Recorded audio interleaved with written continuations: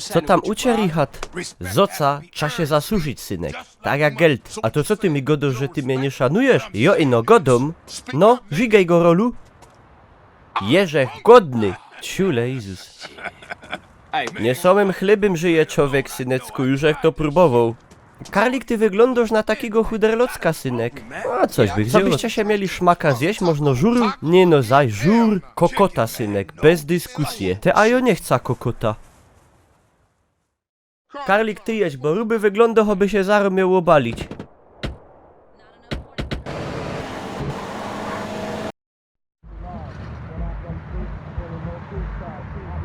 Dobry, mogę przyjąć zamówienie? Karlik, co byś chciał? Musimy cię trochę podfutrować, synek. Ja chyba wezna chleb z tustym. A to mi też dejcie chleba z tustym. A mi dejcie z tomatą i z ogórkiem. No to do mnie będzie tak. 2 krupnioki, 2 rzymloki, 3 rolady i do tego ekstra zouza, czapka pusta, pół kilo wusztu, na to kejza i srogo brauza.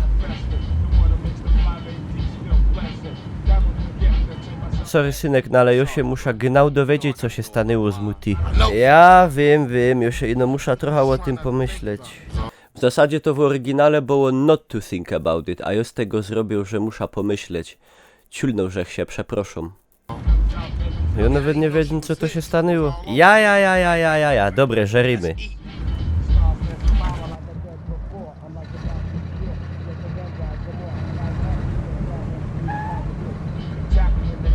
A my sam nie mamy jakiego study, toż my się wadzili z tymi chacharami. Jo nie byda jod zimnego.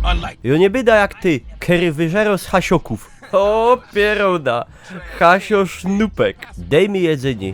Ej, badejcie. Chyba no znodli. Kurdi, Richard, ty toż jest ciula. No teroski to już pewnikiem widzieli.